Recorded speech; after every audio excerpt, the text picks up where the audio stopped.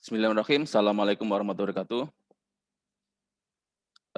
Selamat datang mahasiswa Fakultas Hukum kelas, Hukum Pidana 1 yang saya ampu ya. Ini ada 2 pertemuan hari ini.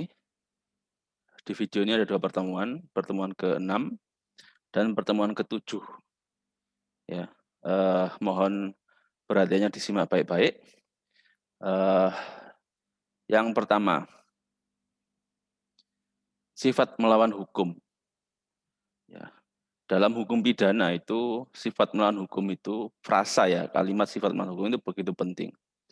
Tanpa ada frasa, melawan hukum, maka kemudian, orang tidak dapat kemudian dipidana. Karena melawan hukum itu nanti dikembalikan kepada undang-undang. Melawan hukum merupakan penilaian objektif terhadap perbuatan, bukan terhadap pelaku. Artinya apa? Artinya, eee, penilaian objektif yang dimaksud adalah penilaian terhadap perbuatan. Di dalam undang-undang, di dalam hukum yang dilarang adalah perbuatannya. Ya, bukan kepada orangnya, terkecuali eh, perintah untuk mengisi jabatan tertentu, kedudukan tertentu, itu dikembalikan kepada penilaian secara subjektif. Ya, bukan kemudian yang sebagai melawan hukum tidak, tetapi penilaian kembali secara subjektif. Contoh, ya, sihat jasmani, sihat rohani, eh, warga negara Indonesia. Nah, ini adalah penilaian secara subjektif. Sedangkan pada sifat melawan hukum adalah dikembalikan secara objektif terhadap perbuatan pelaku, bukan kepada pelakunya. Sehingga kemudian pada yang bawah itu ya, menunjuk sifat dilarangnya perbuatan. Jadi yang dilarang adalah perbuatannya, bukan orangnya. Oke, next. Nah, manakah yang benar dan manakah yang salah pada poin-poin berikut ini, A sampai D. A, terdakwa dinyatakan melawan hukum. Benarkah ini? Ya, kalimat ini benar atau tidak menurut penilaian objektif tadi? Terdakwa dinyatakan melawan hukum. Maka ini adalah wrong, ini adalah salah. Yang benar adalah poin B, perbuatan terdakwa dinyatakan melawan hukum. Ya, perbuatan terdakwa, perbuatan itu siapa yang melakukan? Terdakwa. Sehingga yang disasar secara objektif adalah perbuatannya yang melawan hukum, bukan terdakwanya yang melawan hukum. Kemudian orang itu melawan hukum. Tentu ini adalah jelas keliru. Ya, jangan sampai ini diucap oleh penegak hukum. Orang itu melawan hukum, maka ini adalah keliru. Yang benar adalah perbuatan orang itu melawan hukum. Orang tidak salah, yang salah adalah perbuatannya. Tetapi karena melekat ke orang, maka yang diproses adalah orangnya yang melakukan perbuatan melawan hukum itu. Oke, slide berikutnya. Ajaran sifat melawan hukum ada yang sifat melawan hukum formil, nanti ada sifat melawan hukum material. Poin 1. Perbuatan dikatakan bersifat melawan hukum apabila perbuatan tersebut memenuhi mencocoki larangan dalam undang-undang. Ini sesuai dengan asas legalitas.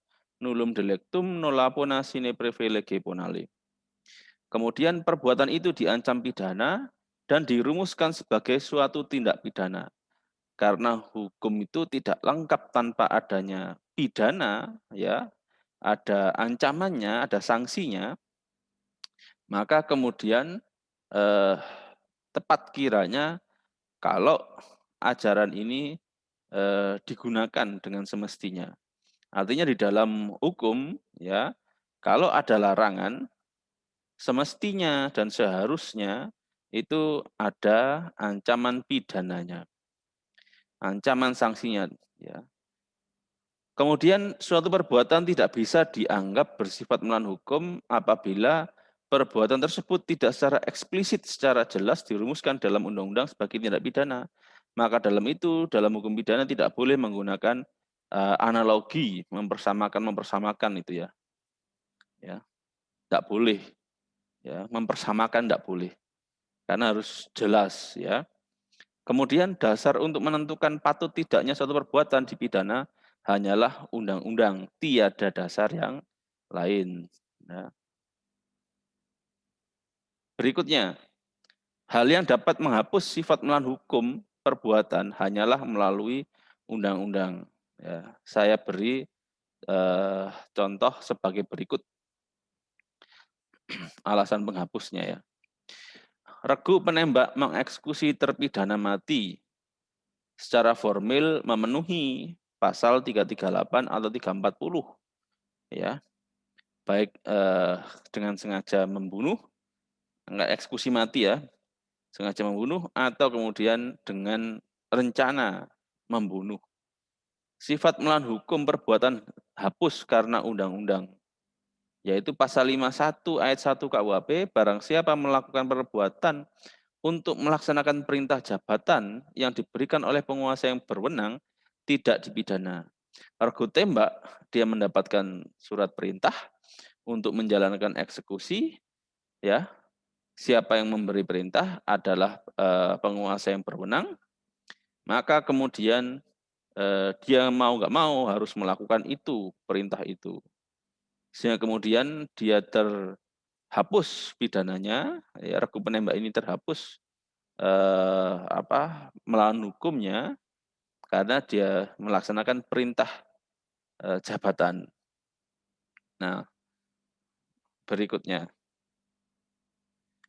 seorang penyidik melakukan penahanan kepada tersangka secara formil ya, memenuhi rumusan pasal 333 KUHP ya, terkait kemerdekaan seseorang. Ya,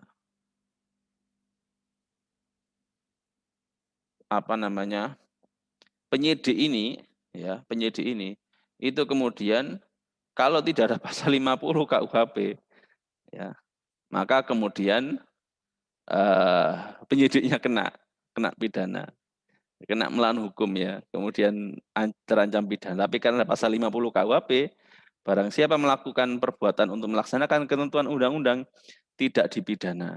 Penyidik ini kan nahan orang, ya, menahannya mengikuti proses secara beracara itu, ya, itu kemudian ada eh, berapa lama dia ditahan. Jadi penyidik punya kewenangan itu, sehingga kemudian dia melaksanakan perintah undang-undang, ya, oke, sehingga dia tidak dipidana. Oke, next berikutnya, ajaran sifat melawan hukum material. Sifat melawan hukumnya perbuatan tidak hanya didasarkan pada undang-undang atau hukum tertulis, tetapi juga didasarkan pada asas hukum yang tidak tertulis. Artinya ada proses harus mengakui bahwa kemudian nilai-nilai yang hidup dalam masyarakat pada poin 2 itu ya, tata susila, nilai kepatutan, nilai moral, nilai kesopanan, nilai agama dan sebagainya itu kemudian harus diakui sebagai nilai-nilai yang hidup.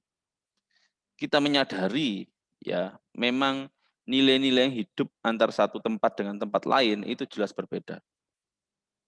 Bagaimana nilai moral di Jawa dengan nilai moral di Sumatera, dengan nilai moral di Kalimantan tentu berbeda satu sama lain. Tidak heran kok ada orang kemudian karena tidak tahu nilai-nilai hidup di daerah Kalimantan, tidak tahu nilai-nilai hidup di daerah Sumatera atau Jawa, itu kemudian melakukan tindakan-tindakan yang bertentangan dengan nilai-nilai yang ada di masyarakat itu. Kemudian dan semua tempat ya, saya yakin semua tempat di Indonesia, saya hanya menyebut di Indonesia ya, itu kemudian punya nilai-nilai tersendiri. Maka dari itu kita harus belajar untuk mengenal, memahami nilai-nilai hidup di tempat yang lain. Nah, selain dari yang utama adalah kita mempelajari nilai-nilai hidup yang di tempat kita itu. Kemudian perbuatan dikatakan bersifat melawan hukum apabila perbuatan tersebut bertentangan dengan undang-undang atau bertentangan nilai hidup dalam masyarakat. Hakim itu juga dituntut untuk menggali ya nilai-nilai yang ada di dalam masyarakat itu. Nah, berikutnya. Contoh ya, seorang ayah memukul seorang pemuda yang memperkosa anak gadisnya. Memukul ya, si ayah memukul laki-laki yang memperkosa anak perempuannya. Si bapak ini, si ayah ini, perbuatannya, ya bukan bapaknya, tapi perbuatannya itu kemudian bertentangan dengan pasal 351 KUHP terkait penganiayaan itu. Sifat melawan hukumnya perbuatan sang ayah terhadap pemuda tersebut oleh nilai-nilai yang hidup dalam masyarakat dianggap tidak ada, ya dianggap hapus, ya. Perbuatan sang ayah memukul sang muda merupakan perbuatan wajar dan patut berhubung pemuda itu telah memperkosa anak gadisnya. Saya yakin penegak hukum yang baik ketika kemudian mengetahui case seperti ini, ya itu akan menghiraukan, ya, mengabaikan pemukulan yang dilakukan oleh si ayah ini. Mesti marah ya, apalagi ini mesti terjadi goncangan jiwa ya di, di batin si bapak itu, di dalam diri si bapak itu, si ayah itu mesti marah. Siapapun pasti marah ya kalau kemudian anak gadisnya itu diperkosa orang lain. Nah, menjadi wise, menjadi bijak kalau kemudian penegak hukum itu merespon nilai-nilai yang hidup di dalam masyarakat. Oke, next. Seorang menembak mati temannya atas permintaannya sendiri, oleh karena ia luka berat dan tidak mungkin hidup terus. Apabila tidak segera mendapat pertolongan dari dokter, karena dalam ekspedisi di Kutub Selatan, melanggar ketentuan pasal 344 KUHP. Nilai-nilai hidup dalam masyarakat dalam konteks ini adalah nilai kemanusiaan. Jadi proses ekspedisi itu ada yang kemudian luka berat dan sebagainya, maka kemudian disinilah muncul nilai-nilai kemanusiaan. Dapat menghapus sifat melawan hukumnya perbuatan pidana. Oleh karena perbuatan itu dilakukan karena justru atas pertimbangan kemanusiaan, maka sifat melawan hukumnya perbuatan itu menjadi hapus. Nah, berikutnya, ajaran sifat melawan hukum material. Ajaran sifat melawan hukum material dalam fungsinya yang negatif. Hal-hal atau nilai-nilai yang berada di luar undang-undang hanya diakui sebagai hal yang dapat menghapus dari di luar undang-undang. Nilai-nilai tersebut menghapus atau menegatifkan sifat melawan hukumnya perbuatan yang memenuhi rumusan undang-undang. Artinya melawan hukum material dalam fungsi negatif adalah menghapus. Ya, nilai-nilai tersebut menghapus. Nilai-nilai yang hidup dalam masyarakat hanya diakui sebagai hal yang menghapus atau menegatifkan sifat melawan hukumnya perbuatan. Ya, kalian tengok, kalian buka KUHP itu pasal 283 ayat 1 KUHP. Secara material terhapus karena nilai yang hidup dalam masyarakat. Silakan kalian cek. Tidak lengkap kalau kalian belajar hukum pidana tanpa membawa KUHP ya. Kalau di kelas mungkin yang bawa sedikit kalau kalian hadir di kelas. Tapi kalau kalian ada di rumah, tentu gampang ya melihat video ini sambil kemudian buka KUHP pasal 283 ayat 1 itu apa sih? Apa terus kemudian dosennya sendiri yang menyebut. Setiap ada pasal, dosennya menyebut ini pasal apa. Setiap ada pasal, dosennya menyebut ini pasal apa. Ya, jadi lebih baik kalian buka KUHP dan tengok tuh pasal 283 ayat 1 KUHP itu bicara apa. Oke, next. Ajaran sifat melawan hukum yang material dalam fungsinya yang positif. Suatu perbuatan tetap dianggap sebagai tindak pidana sekalipun perbuatan tersebut tidak secara eksplisit atau secara jelas dirumuskan dan diancam pidana dalam undang-undang apabila perbuatan tersebut bertentangan dengan nilai-nilai yang hidup dalam masyarakat. Nilai-nilai yang hidup dalam masyarakat atau hukum yang tidak tertulis diakui sebagai sumber hukum yang positif. Salah satu contoh, Santi dan Sarto, seorang pemuda-mudi jatuh cinta karena cintanya memutuskan hidup bersama. Dalam satu kehidupan yang demikian itu keduanya menghasilkan seorang anak. Ya, ini menurut nilai-nilai kita ya, nilai-nilai kita jelas bertentangan. Kita orang timur, ya. Orang timur itu bukan berarti Indonesia bagian timur toh enggak. Tapi dari Sabang sampai Merauke itu adalah orang timur. Kita orang timur. Tentu punya nilai-nilai tersendiri soal itu. Beda dengan orang barat punya nilai-nilai sendiri juga. Ya, yang saya dengar justru di barat itu tinggal bersama dulu, belum menikah ya, tinggal bersama dulu, baru kemudian menikah. Nah, bagaimana soal contoh soal Santi Soeharto ini menurut kita? Jelas ini adalah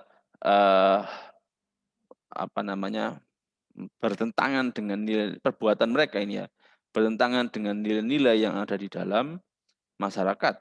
Ya, meskipun mereka seorang muda-mudi tidak terikat dalam sebuah perkawinan.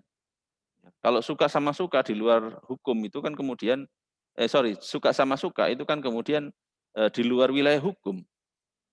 Selama mereka kemudian tidak dalam ikatan perkawinan salah satunya atau salah duanya ya. Sehingga kemudian eh, hal-hal begini ini harus disikapi kemudian dipositifkan ya bahwa ini adalah sebagai crime atau sebagai kejahatan. Nah, oke, next berikutnya.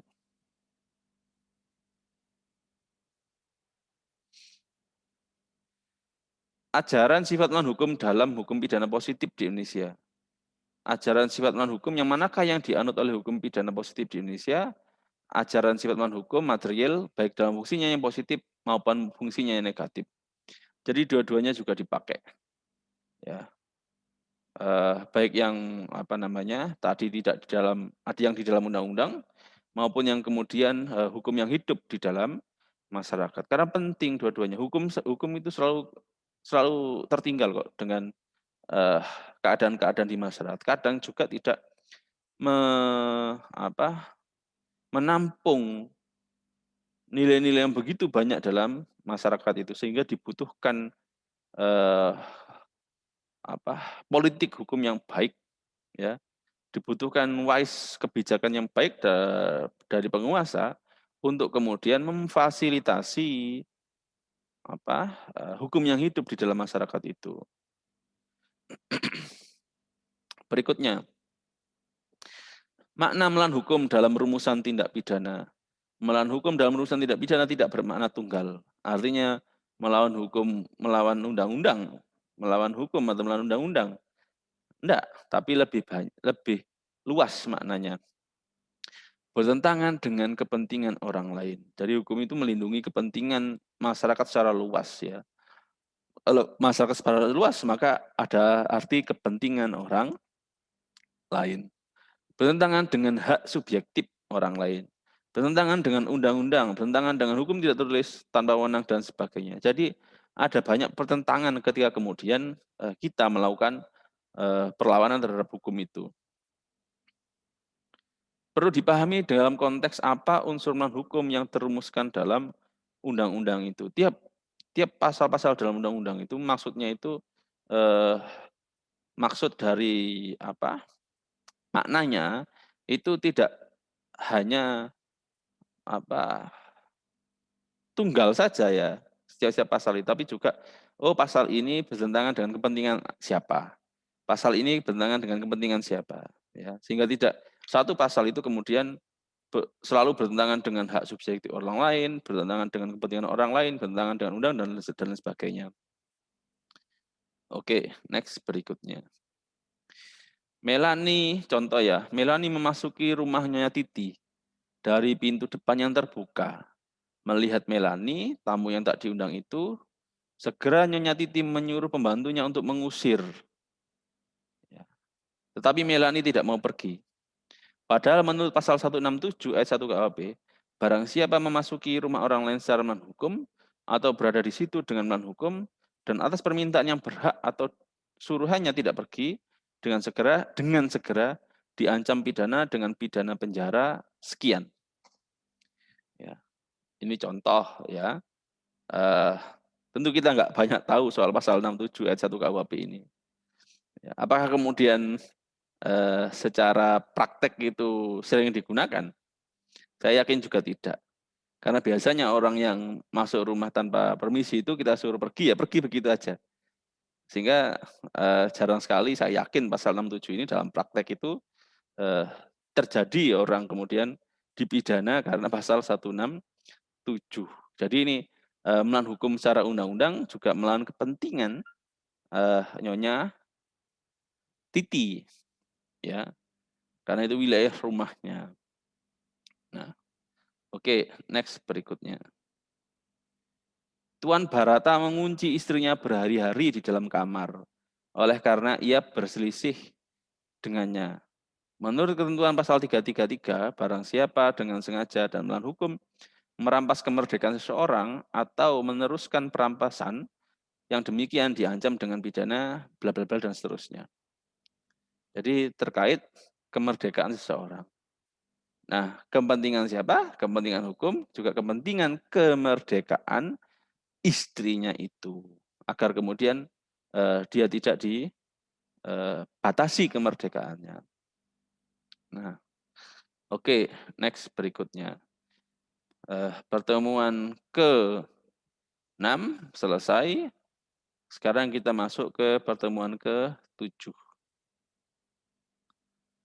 Kesalahan atau pertanggungjawaban pidana. Ini asik ya. Materi ini insya Allah asik. Nah,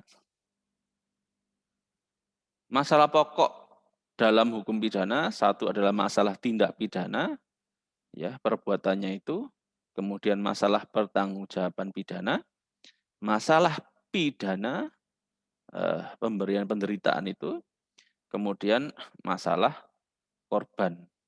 Nah, kalau masalah korban ya di kelas saya itu penologi ya, penologi viktimologi. Sekarang kita masuk ke masalah yang kedua ya, masalah pertanggungjawaban pidana.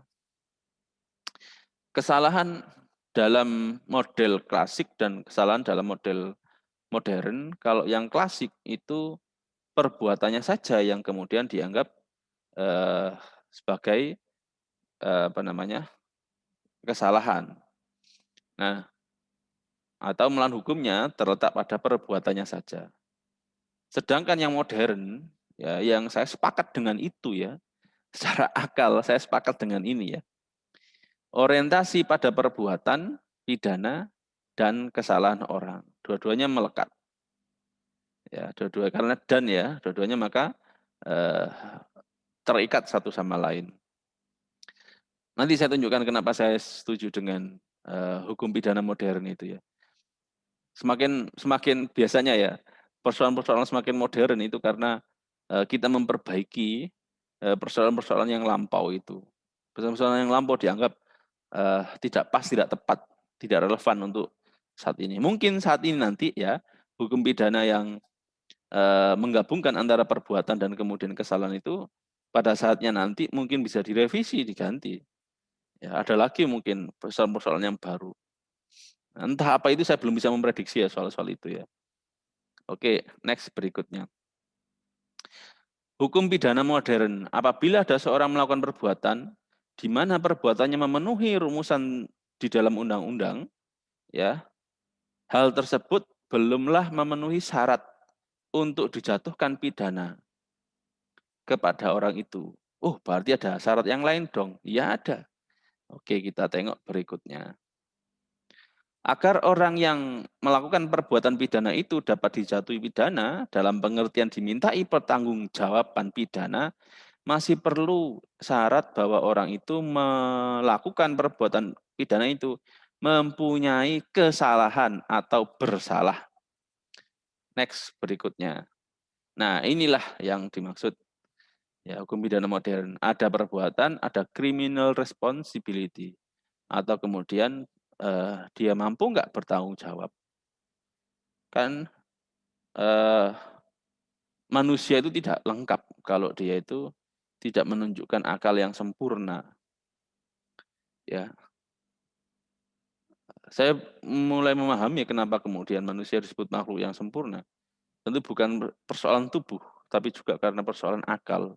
Kita manusia yang makhluk yang berpikir, sehingga itulah yang kemudian membedakan dengan hayawan, ya, membedakan dengan hewan. Hewan melakukan perbuatannya sama dengan kita, contoh ya mencuri ya. Pada manusia bukan kita ya, pada manusia mencuri, hewan mencuri. Tentu kalau pakai pidana klasik ya, tanpa adanya criminal responsibility, maka hewan pun juga harus dituntut di soal-soal hukum.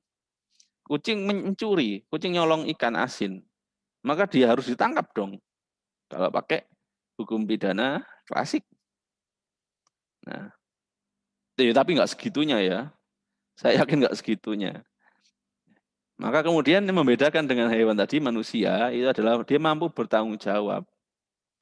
Nah, nanti proses criminal responsibility-nya itu bagaimana, nanti saya tunjukkan di slide-slide berikutnya. Sekalipun seseorang telah melakukan perbuatan pidana, kepadanya nggak bisa dong dijatuhi pidana, dijatuhi oh sekian tahun nggak bisa. Apabila kemudian ternyata bahwa orang yang melakukan pidana tersebut adalah orang yang tidak dapat dipertanggungjawabkan atas perbuatannya. Ya, maka dia harus, yang warna hijau itu ya, dia harus bisa mempertanggungjawabkan. Berikutnya, apa sih kesalahan menurut si Simon terkait pertanggungjawaban pidana tadi itu? Keadaan batin tertentu dari si pembuat, si pelaku. Dan hubungan antara keadaan batin itu dan perbuatannya. Apakah match, apakah cocok? Yang sedemikian rupa sehingga si pembuat dapat dipertanggungjawabkan atas perbuatannya. Keadaan batinnya adalah menginginkan, menghendaki, ya, dia membayangkan, dia melakukan perbuatan itu, dan kemudian diwujudkan dalam bentuk lahiriah, perbuatan lahiriah itu, perbuatan yang berwujud itu ya. Nah, sehingga kemudian dia dapat dipertanggungjawabkan atas perbuatannya. Berikutnya, keadaan batin tertentu, keadaan batin yang normal, yaitu keadaan batin atau jiwa yang tidak cacat, baik dalam pertumbuhannya maupun karena terganggu karena suatu penyakit. Ya, jiwanya yang batin yang normal itu keadaan batin atau jiwa yang tidak cacat, baik dalam pertumbuhannya maupun karena terganggu oleh karena suatu penyakit. Pasal 44 KUHP itu. Ya. Hubungan antara keadaan batin dengan perbuatannya, sikap menghendaki atau sikap tidak menghendaki. Dia berkehendak enggak? Oh, dia tidak berkehendak enggak? Nah, kan gitu. Oh, eh, saya berkehendak mencuri contoh. Kemudian saya wujudkan dalam bentuk mencuri motor orang lain, contoh ya. Ya, maka ini telah terwujud bahwa kemudian antara menghendaki keadaan batin, ya, menghendaki itu dengan perbuatan itu ada relevansi, ada hubungan. Ya. Oke, next berikutnya.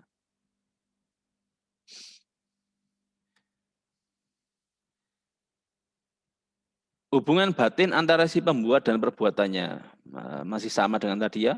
Pada kesengajaan, hubungan batin itu berupa menghendaki perbuatan dan akibatnya. Dan pada kealpaan, kelalaian, tidak ada kehendak demikian, tidak menghendaki. Ya, tetapi terwujud dalam bentuk akibat. Ya. Nah, oke, next berikutnya. Syarat-syarat adanya kesalahan. Satu, keadaan batin si pembuat, ya, baik menghendaki atau tidak menghendaki tadi itu. Kemudian hubungan batin si pembuat dengan perbuatannya yang dapat berupa kesengajaan atau kealpaan. Kemudian tidak adanya alasan penghapus kesalahan atau alasan pemaaf. Nah, ini 3 poin penting ini jangan lupa ya, karena biasanya saat ujian skripsi itu ditanyakan, ini dasar-dasar ya. Kadang ujian skripsi itu salah satu dosen itu penguji itu menanyakan soal-soal seperti ini. Berikutnya, menurut Simon,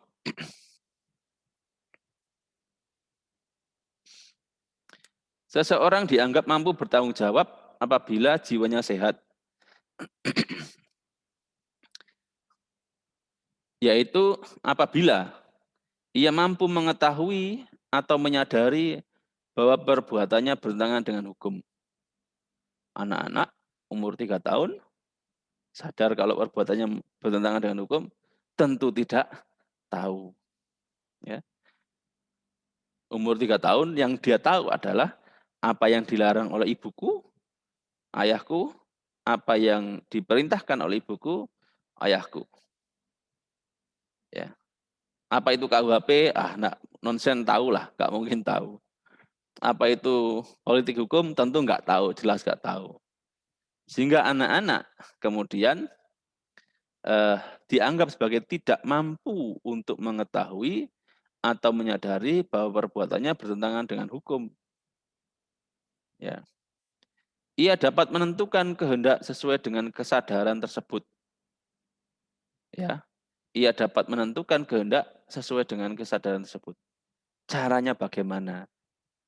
Ya. Nah, kemudian dia dianggap mampu bertanggung jawab. Orang gila, ya, orang gila mencari makan di tempat sampah. Mencari makan di tempat sampah. Apakah kemudian membuka tutup tempat sampahnya itu dianggap sebagai ia dapat menentukan kehendak sesuai dengan kesadaran tersebut? Saya tidak yakin dengan ini. Karena saya merasa ini adalah kembali ke insting. Ya.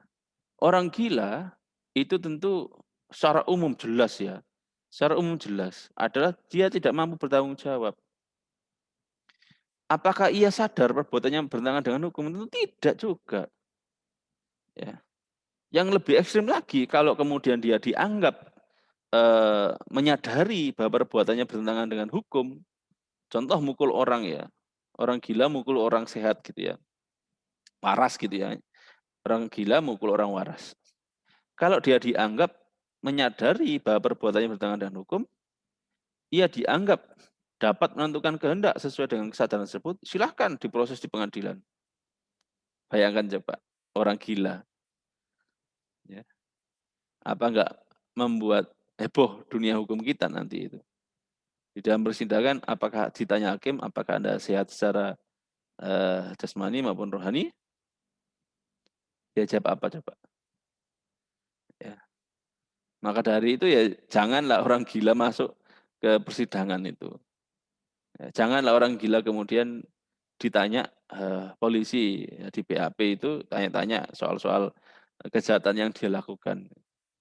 Tentu saya yakin tidak valid itu berita acara pemeriksaannya tidak valid. Nah, dan kita menjadi gila juga. Semua akhirnya menjadi gila karena memproses orang gila. Maka dari itu sewaras-warasnya kita itu adalah tidak memproses orang gila dalam soal-soal hukum. Oke, next berikutnya. Contoh kasus. Sanusi menyadari bahwa melakukan pengerusakan terhadap gedung merupakan perbuatan yang dilarang, bertentangan. Suatu ketika dia ditodong oleh teroris di bawah ancaman untuk melempar bom ke gedung itu. Sanusi tidak berkehendak dan dia tidak dapat menentukan kehendaknya karena di bawah ancaman itu. Sehingga terhadap Sanusi ya dianggap kemudian tidak mampu bertanggung jawab. Sehingga tidak boleh orang-orang seperti Sanusi ini kemudian proses secara hukum. Tetapi miris ya kalau seandainya kasusnya seperti ini ya. Sanusi ditodong pistol. Dia disuruh melempar. Ketika melempar bom itu ketahuan deh sama polisi. Ya. Dikiranya Sanusi bagian dari teroris. Karena yang nodong tadi bawa pistol tadi orang lain itu dikira temannya. Akhirnya yang dilakukan adalah tembakan. Terukur gitu ya contoh. Sanusi mati, nggak ada yang tahu akhirnya.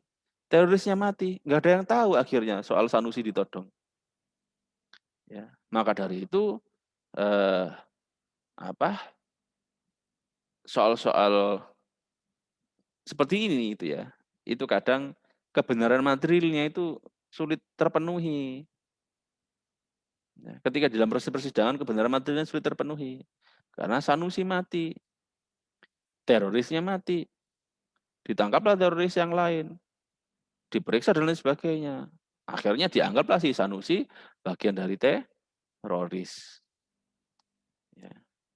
Ya kita semua penegak hukum ya wajib namanya itu mengupgrade kemampuan, tidak hanya di lingkup kepolisian, tapi juga kejaksaan, kehakiman semua. Termasuk kita juga dosen juga mengupgrade diri soal-soal itu.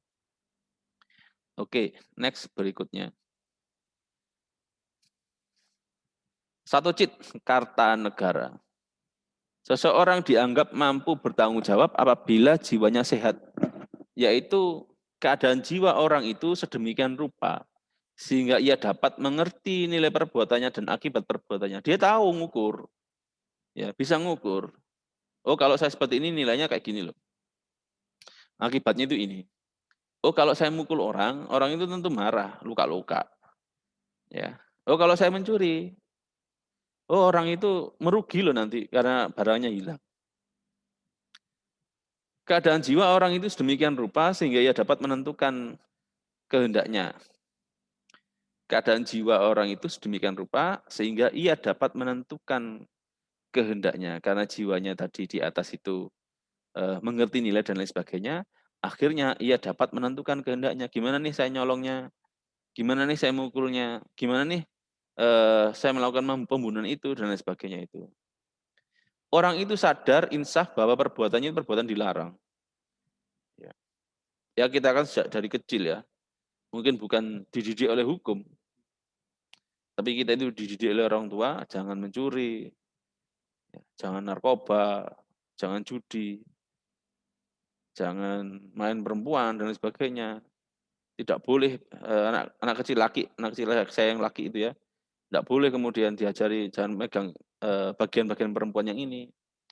Anak saya yang perempuan kita ajari, kemudian ada beberapa titik di tubuhmu yang tidak boleh dipegang laki-laki. Tangan boleh dipegang, ya. Pada bagian-bagian tertentu tidak boleh dipegang. Lengan boleh jawil ya, jawil lengan. Bukan jawil bagian-bagian yang dilarang. Megang kepala nggak boleh, karena kepala itu titik orang berpikir itu ya. Saya punya dulu teman namanya Asep itu di pondok itu, dia begitu marah kalau kepalanya dipegang. Padahal hanya berteman itu megang kepala, ngelus gitu aja, marah sekali. Nah, oke, next berikutnya.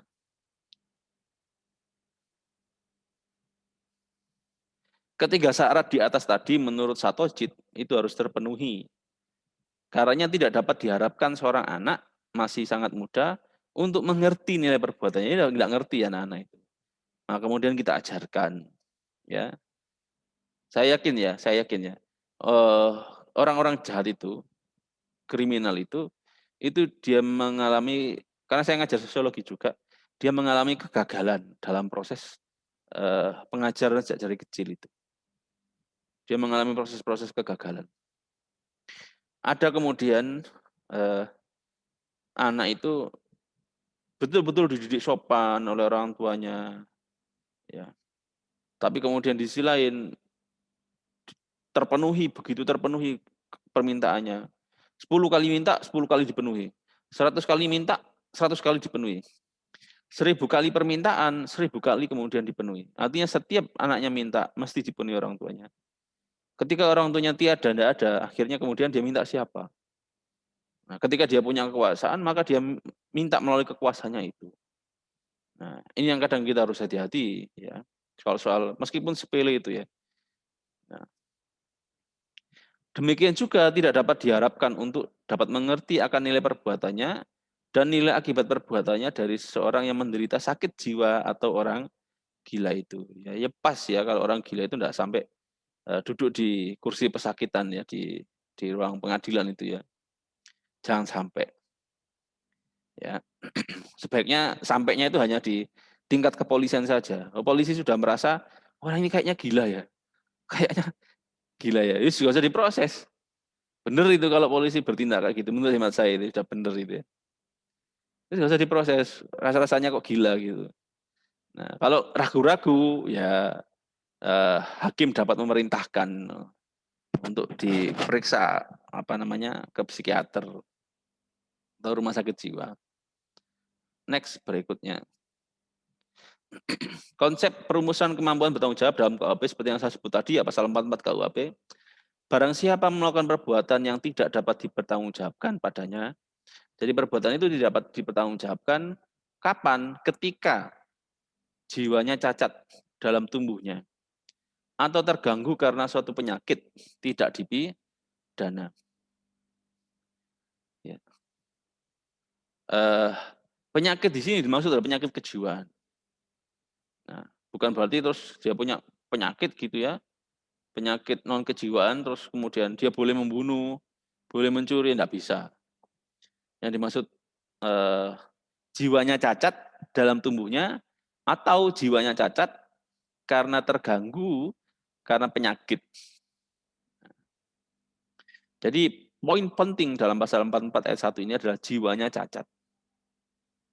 Saya kemarin membaca artikel itu, kenapa kok kemudian paling banyak laki-laki itu yang gila itu, bukan perempuan gitu ya. Coba tengok deh di rumah sakit jiwa-jiwa itu. Banyak laki-laki atau perempuan. Saya kok rasa-rasanya lebih banyak bertemu, berpapasan ya, bukan bertemu ya, berpapasan dengan orang gila laki-laki di jalan daripada perempuan gila. Oh, di Surabaya pernah, waktu kecil saya itu. Ketemu orang gila perempuan telanjang bles itu pernah. Ya, sampai mata saya ditutupi ibu saya itu ya, ditutupi agar tidak melihat itu. Pernah. Dan sepanjang hidup paling sering laki-laki saya ketemunya. Kenapa kok begitu? Oh, ternyata di artikel itu ya agak lucu juga ya, tapi saya masih mencari pembenaran, dasar pembenarnya benar nggak gitu. Karena kalau laki-laki itu kalau depresi itu dia diempet. Tahu diempet ya, ditahan gitu. Karena bagi laki-laki cemen dong kalau nangis. Kalau perempuan diwujudkan dalam bentuk nangis sehingga lega. Kalau laki-laki kan ditahan, ya, diempet-empet gitu ya. Sehingga depresinya lebih muncul daripada perempuan. Ya. Saya bukan ahli psikologi ya, tapi saya kalian cari-cari deh artikel-artikel soal itu. Benar nggak soal-soal gitu ya? Kadang masuk akal juga ya. Kalau bagi saya kadang masuk akal juga ya. Ngempet terus meledak gitu ya, meledaknya jadi gila. Gitu. Dan kecenderungan gila itu kan bukan ketika remaja, bukan ketika anak-anak. Ya. Tapi ketika kemudian dewasa, ketemu persoalan besar, akhirnya kemudian menjadi gila. Oke, next berikutnya. Konsep dan perumusan kemampuan bertanggung jawab dalam KUHP. KUHP tidak merumuskan apa kemampuan bertanggung jawab, tapi merumuskan kapan. Ya, tadi saya sebut kapan ya. Kapan seorang dianggap tidak mampu bertanggung jawab. Menurut KUHP, setiap orang dianggap mampu bertanggung jawab kecuali ada tanda-tanda yang menunjukkan sebaliknya. Jadi semua orang dipukul rata bahwa semua orang dianggap mampu bertanggung jawab kecuali dia menunjukkan tanda-tanda yang menunjukkan sebaliknya. Ya. Maka di dalam praktek penegakan hukum, manakala seorang pelaku tindak pidana tidak menunjukkan tanda-tanda yang menunjukkan ketidakmampuan bertanggung jawabnya, maka orang itu dianggap mampu bertanggung jawab. Ya. Secara umum semua dianggap mampu bertanggung jawab. Ada persoalan-persoalan berat di lapangan itu ya. Seorang anak keluar rumah, lari, cari deh di YouTube itu, lari, kemudian bis dengan kecepatan normal. Tentu sopir bis tidak bisa berpikir jauh bahwa kemudian ada anak lari gitu ya, di jalan gitu ya. Akhirnya ketabraklah anak kecil tadi itu. Siapa coba yang disalahkan? Si anak? Apakah si anak tadi dimintain pertanggungjawaban? Atau sopir bis tadi dimintain pertanggungjawaban? Apakah ketika kita membuat SIM itu ya, kita bukan membuat ya, kita ngurus SIM itu ya, agar kita dapat SIM, izin itu, berkendara. Kita kemudian ada tes menghadapi keadaan-keadaan mendadak di jalan. Contoh, dibuatlah boneka anak kecil lewat gitu ya, tiba-tiba di depan kita. Kan tidak. Iya enggak? Kita hanya dihadapkan pada apa mengendarai, kalau motor ya, mengendarai motor, kemudian di angka 8 itu, kemudian melewati belok-belokan, yang kemudian mungkin tidak boleh menyentuh garis-garis itu atau apa, tiang-tiang kecil itu yang ditaruh-taruh itu. Apakah ada kemudian tesnya itu, tiba-tiba mendadak di depan kita itu ada orang lewat?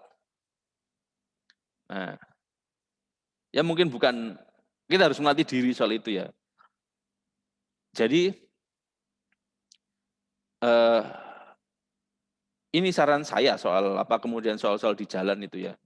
Soal tadi saya sebut cerita soal anak itu, kita itu perlu untuk mungkin ada pelatihan dari pihak kepolisian terkait bagaimana berkendara di jalan. Contoh, mobil baru berhenti di pinggir jalan. Ya. Yang mungkin terjadi adalah sopir buka pintu. Adalah dari belakang kita nabrak pintu yang dibuka tadi itu. Saya ingatkan istri, hati-hati kalau tiba-tiba ada mobil parkir pinggir jalan. Baru berhenti ya, kemudian dia khawatirnya dia membuka pintu. Agak jauh dikit lah kalau mau melewati mobil itu. Ya. Atau setiap ada mobil di pinggir jalan, di pinggir parkir itu, hati-hati siapa tahu ada orang lewat di depannya yang kita nggak lihat, pelan-pelan. Jadi ini perlu ada apa namanya, mungkin pelatihan-pelatihan khusus ya. Kemampuan-kemampuan membaca prediksi-prediksi ini itu penting sekali karena terkait keselamatan kita di jalan. Nah, oke, next berikutnya.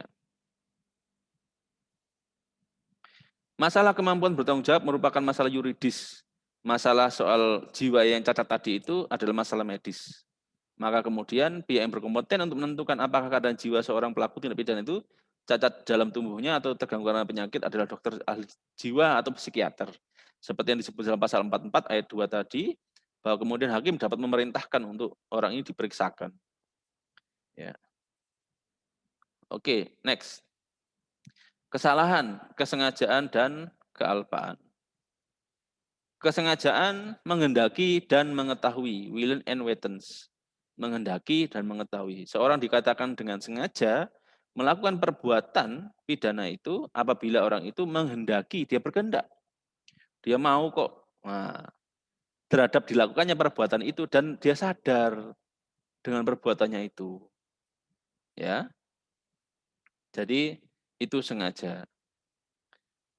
Berikutnya, teori-teori kesengajaan.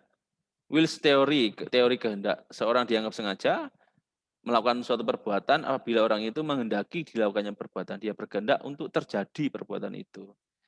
Yang kedua, teori pengetahuan membayangkan. Sengaja berarti membayangkan akan timbul akibatnya gini. Oh, orang itu tak, contoh ya, orang itu, saya benci orang itu. Ya, dia mau tak buat biar kapok dia itu.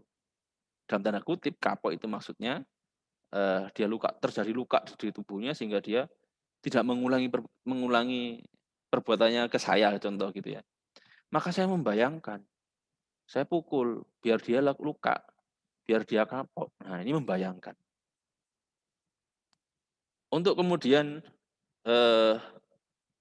dapat diketahui ya orang ini sengaja atau tidak, ketika di BAP, polisi pun sudah tahu cara-caranya itu. Salah satu contoh, ya, Anda melakukan pemukulan itu, tahu nggak bahwa kalau Anda mukul itu dia nanti akan luka, ya. Oh ya tahu Pak, apalagi kalau saya pukul pakai balok ini di kakinya, mesti luka. Oh dia membunuh, contoh ya. Tahukah Anda bahwa kalau dengan menancapkan pisau yang Anda punya sepanjang 30 20 cm saja ke dadanya, Anda tancapkan ke dadanya, itu kemudian dapat menyebabkan kematian. Iya Pak, saya tahu kalau dapat menyebabkan kematian. Artinya dia tahu tadi ya, pengetahuan ya, dia tahu. Dia membayangkan kalau ditusuk dadanya sedalam 20 cm, maka kemudian korban bisa meninggal. Oke, next berikutnya. Corak-corak kesengajaan, 1, offset atau dolus directus, kesengajaan dengan sebagai maksud tujuan. Kesengajaan sebagai maksud akan terjadi apabila seseorang menghendaki melakukan suatu perbuatan sekaligus menghendaki terhadap timbulnya akibat perbuatan itu. Jadi sifatnya langsung, dolus directus. Saya pegang pistol, langsung saya tembakkan ke kepala lawan saya. Saya pegang pisau, langsung saya tusukkan ke lawan saya. Saya pakai tangan saya cekek itu lawan saya. Contoh ya ini ya. Maka kemudian ini adalah dolus directus. Antara dengan perbuatan, menghendaki itu kemudian sifatnya langsung.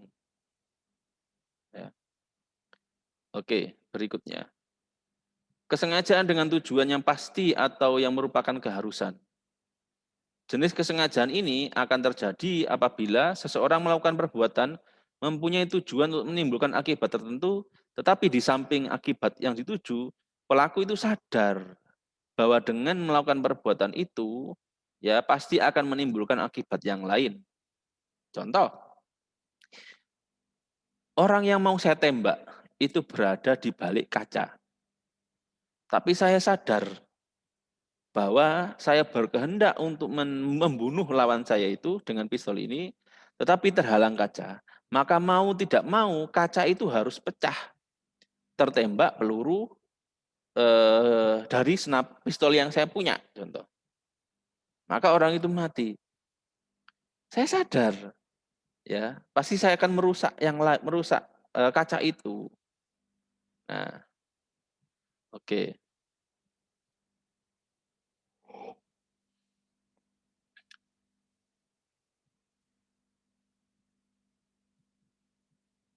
Yang ketiga, dolus eventualis atau kesengajaan dengan sadar akan kemungkinan, mungkin ya. Jenis kesengajaan ini akan terjadi apabila seseorang melakukan suatu perbuatan mempunyai tujuan untuk menimbulkan akibat tertentu. Tetapi di samping akibat yang dituju, dia sadar ya bahwa perbuatannya itu dapat menimbulkan akibat lain yang sebenarnya tidak dikehendaki. Hanya disadari kemungkinan akan terjadi. Contoh, bom buku ke siapa itu? Ulil Absor Abdallah kalau nggak salah ya.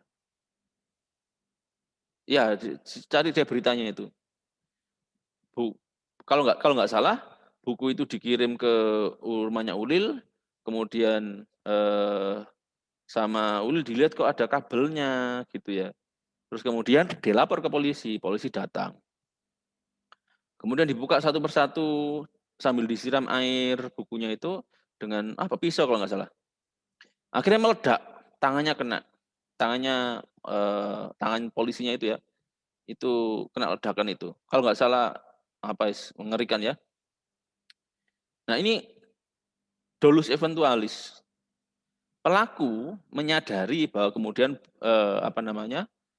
bom ini bisa mengenai pembantunya Ulil, bisa mengenai siapa aja di situ.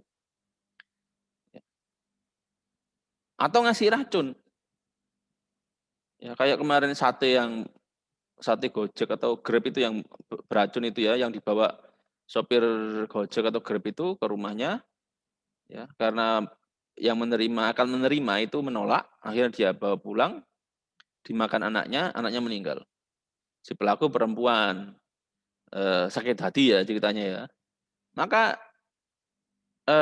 digalilah penegak hukum ini harus menggali.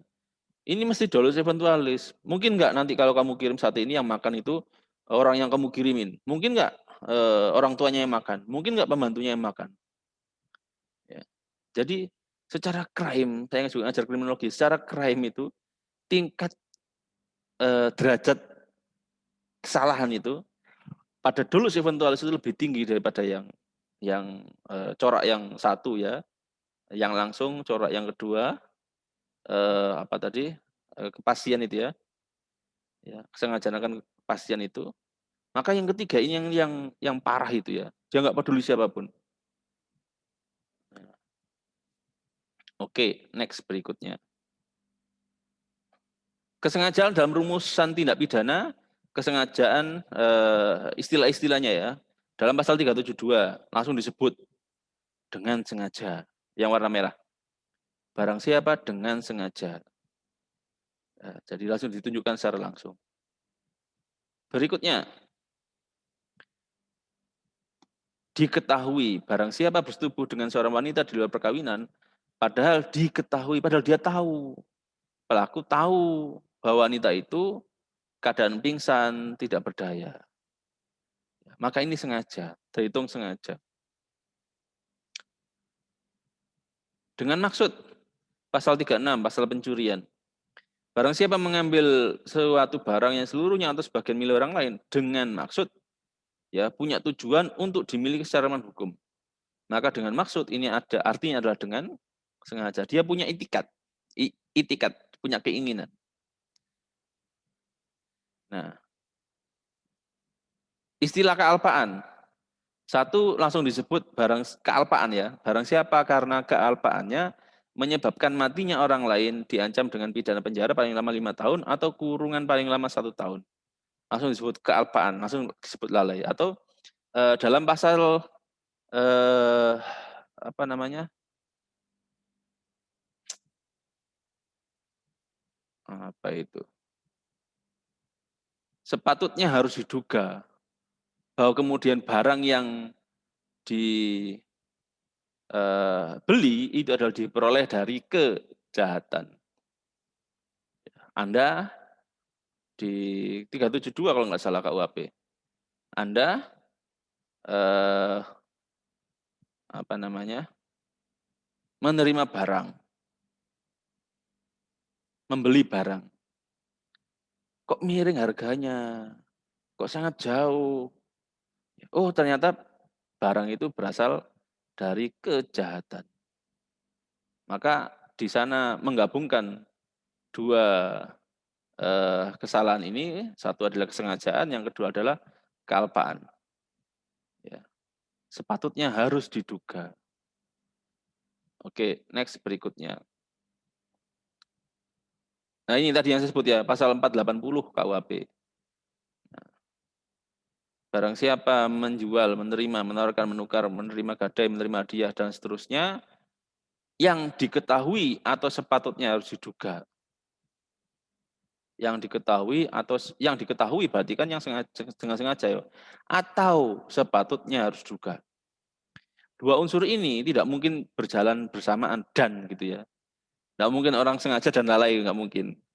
Pasti salah satu. Kalau nggak sengaja ya lalai. Sepatutnya harus diduga. Kalau pasal pencurian, tidak ada lalainya, mesti sengaja. Kalau Anda ke pasar, barang dagangan orang lain nyantol di tas Anda, nyantol, kecantol gitu ya. Maka ini nggak mencuri. Nggak sengaja kok, maka bukan pencurian. Nggak ada kelalaian dalam pencurian. Tapi kalau pengerusakan, coba cek deh di pasal-pasal KUHP itu, pasal pengerusakan itu ya. Ada karena kelalaiannya, menyebabkan hancurnya bla bla dan seterusnya.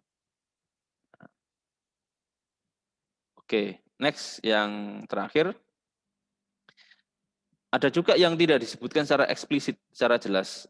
Pasal 497 KUHP. Diancam dengan denda paling tinggi sekian. Barang siapa di jalan umum atau di pinggirnya ataupun di tempat yang sedemikian dekatnya dengan bangunan atau barang hingga dapat timbul bahaya kebakaran, menyalakan api tanpa perlu menembakkan senjata api. Nggak sengaja nyalakan api, terbakarlah tempat yang lain. Ya, pasal-pasal ini adalah pasal-pasal kelalaian. Baik, terima kasih pada pertemuan ke-6 dan 7 ini. Saya lanjutkan video-video berikutnya dengan pertemuan yang lain. Jangan lupa untuk presensi langsung pertemuan 6 dan 7 pada deskripsi video ini ya. Itu ada link untuk presensi. Terima kasih dan saya akhiri. Wassalamualaikum warahmatullahi wabarakatuh.